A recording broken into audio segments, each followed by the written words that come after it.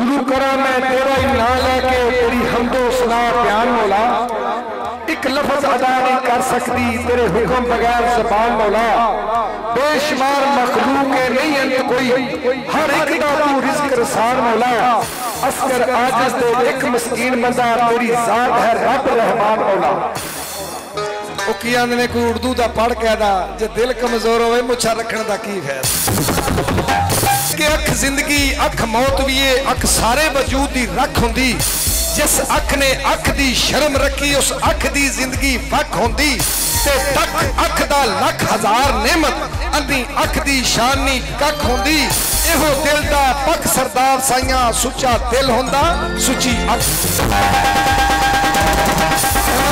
Trust ने सानू सिखाया कि असी दुनिया दे उत्ते किवें जीना है, असी किवें दुनिया दे उत्ते रहना है। हुनर ये टैलेंट जिहड़ा ना हर इंसान दे अंदर नहीं हुंदा, ये किसे किसे नूं रब सोना जज्बा दिंदा है कि अपनी जिंदगी च काम कर जाता है। जिंदगी च बेशुमार ऐसे लोग वेखे होणगे जिन्हां ने रिश्तेदारां नूं आपस दे विच लड़ाना हुंदा है, जिन्हां ने रिश्तेदारां दे विच फुट पानी हुंदी है, तलाकां दुआणियां हुंदियां ने, लोकां च फतूर पाना हुंदा है। आंदे कि बुरा काम नहीं लोको फतूर जिहा, गर्म थां नहीं तंदूर जिहा, मिठा फल नहीं खजूर जिहा। दुनिया ते लख नबी होए सोहना नबी नहीं होया हजूर जिहा। बेशुमार तुहां जिंदगी च ऐसे लोग वेखे होणगे जेड़े फतूर पांदे ने, लोकां नूं डकदे ने कि तुसां बरादरी नूं इकट्ठिया नहीं होण देना। मैनूं नहीं पता, मैं क्योंकि सियासत नहीं करता, अगर मैं सियासत करता होंदा तो मैनूं पता है कि मैं पाकिस्तान का सियासतदान भी चंगा होंदा।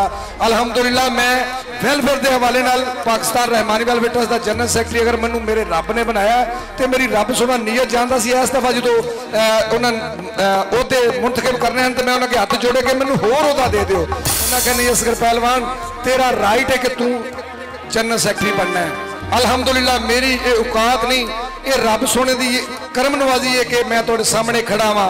ये जिंदगी मुक जानी है। असी साढ़े बेशुमार 50 साल तो उत्ते लोग ने, मैं खुद भी 51-52 साल का हो गया। पिछले 23 साल तो रहमानी लफज नूं बुजुर्ग लोग जानते हैं कि लोग जिहड़े ने रहमानियां नूं कुछ भी नहीं सन जानते। अल्लाह ताला दी जात दे करम दे फजल दे नाल ओहदियां रहमतां दे नाल असी हर मैदान दे विच अपने आप नूं मनाया, भावें खेडां दा मैदान होया। बेशक मैनूं पूरे पाकिस्तान दे विच नहीं है, इंडिया दे 2 वर्ल्ड कप की कमेंट्री मौका दे दिता। पाकिस्तान के जिन्ने कमेंटेटर ने उन्होंने मैं चेयरमैन बन गया और मेरे सारे शागिर्द ने। तुहाडे कोल इत्थे हाफिज़ अमजद नूं तुसीं कबड्डी कमेंटेटर नूं जानदे हो, मेरा शागिर्द। बहुत कुछ जिंदगी दे विच वेखिया, लेकिन जो रहमानी वेलफेयर ट्रस्ट ने सानू सीखण वास्ते दिता मैं किसी तंजीम च नहीं वेख सकिया।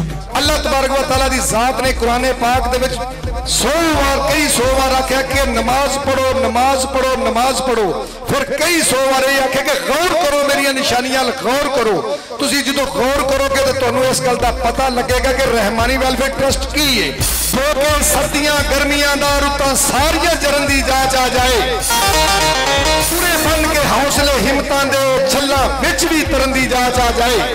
खुद आप ही निसार जी रब राखा जिन्हों सचियां करन दी जांच आ जाए तो फिर उतो सफर हयाती का शुरू होंदा जदों बंदे नूं मरन दी जांच आ जाए। जदों इंसान नूं पता लग जाए कि मैं की हाँ, उदों ही जीन का पता लगता है, उदों ही जीन का मजा आता है। जिन्हां रूहां ने हिस्सा रोक लगे बंदे दौलतां नालों रजदे नहीं। झूठ बोलना कम मुनाफिकां दा साथ सच दे उन्हां तो वजदे नहीं।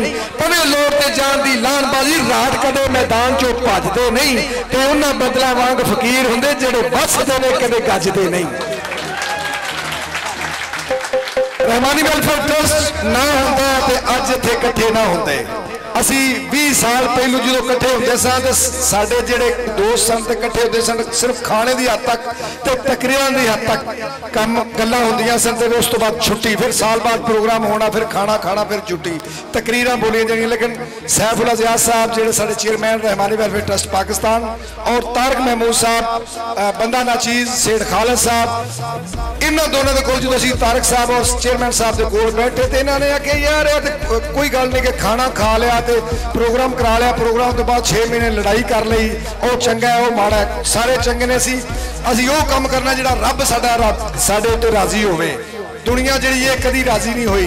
उस दिन तो ला के असी मिशन किया, साढ़े ज़हन दे विच गल बह गई कि असां इंसानियत की खिदमत करनी है, लोगों की खिदमत करनी है। और अलहमदुलिल्लाह अज 40-45 सिलाई स्कूल जिहड़े ने बच्चियां नूं सिलाई कढ़ाई ब्यूटी पार्लर का कंप्यूटर का फ्री काम सिखा रहे हैं। अलहमदुलिल्लाह ये रहमत ट्रस्ट बेशुमार एंबूलेंस सर्विस है, डिस्पेंसरियां का कोई शुमार नहीं, फिर वाटर फिल्टर प्लांट जो लोगों को साफ पानी वो गिनती में ही कोई कि किन्ने गुने। और अलहमदुलिल्लाह सैकड़ियां के हिसाब नाल पूरे पाकिस्तान तंजीमा साडे यूनिट जिहड़े ने वो काम कर रहे हैं। जो तुसी रब नूं राजी करना तो तुहाडियां मददां, तुहाडी मदद करने वाला भी रब सोना है। रहमानी वेलफेयर ट्रस्ट जिन्हें जमीन तो चुक के रहमानी लफज नूं अल्लाह दे फजल नाल पूरी दुनिया दे विच रोशन किया।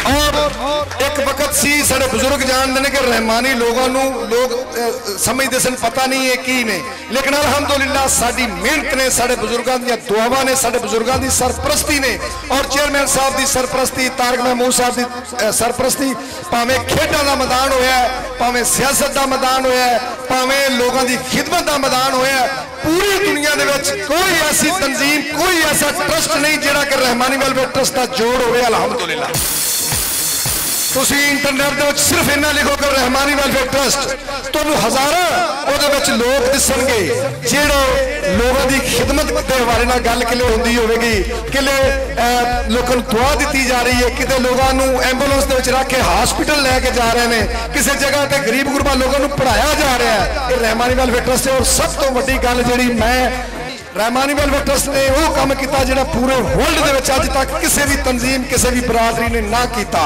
कि रहमानी बरादरी के जितने अफसरान ने, जिमें तारक साहब अलहमदुलिल्लाह कमिश्नर रैंक के अफीसर ने, सैकटरी रैंक के अफीसर ने, अजकल DG पैमरा पूरे पंजाब के एग्रीकल्चर के पूरियां मंडियां जितनियां मंडियां ने उन्होंने और मार्केट कमेटियां इन्हों के अंडर दे विच पूरे पंजाब सब तो वड्डा काम की किया कि इन्होंने अपने तरह के जेडे आला अफीसर ने इन्होंने एक प्लेटफार्म से इकट्ठा कर दिता और दसिया कि तुसीं रहमानियत लोगों की रहमानियत की खिदमत करनी है। और उस शख्सियत का काम है कोई दुनिया के उत्ते किसी ना बरादरी किया, ना किसी बरादरी की तंजीम किया, ना किसी वेलफेयर ने किया, ना किसी तंजीम ने किया।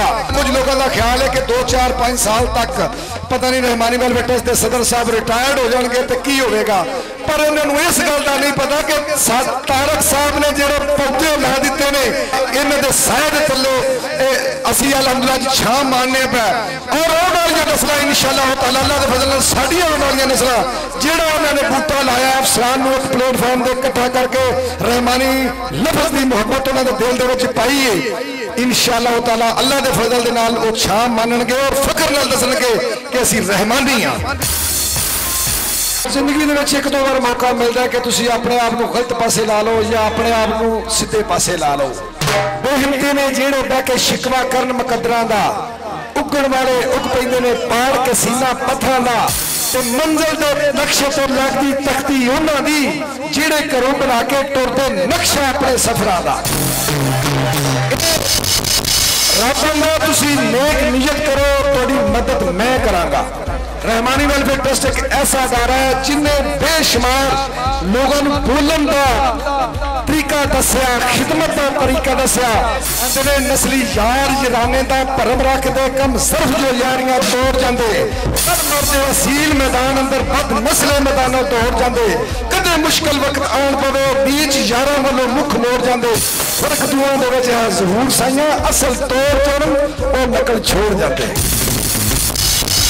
देखोगे खानदानी मां होगी, खानदानी बाप होगा, ओदी औलाद भी चंगी गल करेगी और जबान चो कभी फतूर की गल नहीं आएगी, कभी लोगों लड़ाने की गल नहीं होगा और वो लोगों इकट्ठे करेंगे। दिल तो ऑर्गेनाइज करना प्रोग्राम दे विच अपनी खिदमात पेश करना, ये रब किसे किसे की ड्यूटी लगाता है।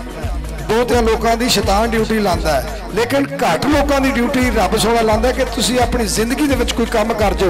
साडी यह जिहड़ी यूथ विंग खड़ी है, साडे बच्चे साडे तो बाद इस दुनिया दे विच इन्हां ने अपनी जिंदगी गुजारनी है। असी इंज दे काम करिए कि साडे बच्चे छाती चौड़ी करके आखण कि असी रहमानी हाँ, असी किसी तो घट नहीं। वो आंदे ने कि पुत्र जमदे रखिए विच कब्जे, धीआं भैणां दे लाड लटाइए ना, करो आप गरीब कंगाल होइए, पग बादशाह नाल बिठाइए ना, चोर यार का नमसा खाइए, जुड़े बाजा नूं कोल बिठाइए ना, भरा होण तो वैर विआह लईए नहीं तो सुतियां कला जगाइए ना, वैर शामियां पंछी उड़ जाते खाली पिंजरे घाट टकाइए ना। यूथ विंग के साडे सदर जनाब सेठ चांद साहब कितने ने जी? हथ खड़ा करो जी। सेठ चांद साहब, वाह जी वाह, इत्थे हो सेठ साहब। साडा ये नौजवान है, साडे तो बाद लोगों के काम करने ने, असीं इहनूं दसना है। इन्हां दे नाल जनाब सेठ अवैध साहब नायब सदर। क्या बात सेठ साहब, मुछां ताड़ो हंजर आए हुए, वाह जी वाह। हाँ जी, इन्होंने जनरल सैकटरी के काम करने वास्ते सेठ सफियान साहब कितने ने जी? माशाल्लाह। और अच्छा बच्चों तुसा छोटा नहीं है, साडा नाम नहीं आया, इन्होंने लोगों के नाम आ गए, मेरा मतलब कि तुहाडा भी नाम आ गया। कल इंशाल्लाह आने वाले प्रोग्राम तुसीं भी इत्थे खड़े होवोगे। इन्होंने अगर रहमानी वेलफेयर ट्रस्ट ने यूथ विंग का सदर सैकटरी और नायब सदर बनाया तो इंशाल्लाह तुहाडी ये खिदमत करेंगे।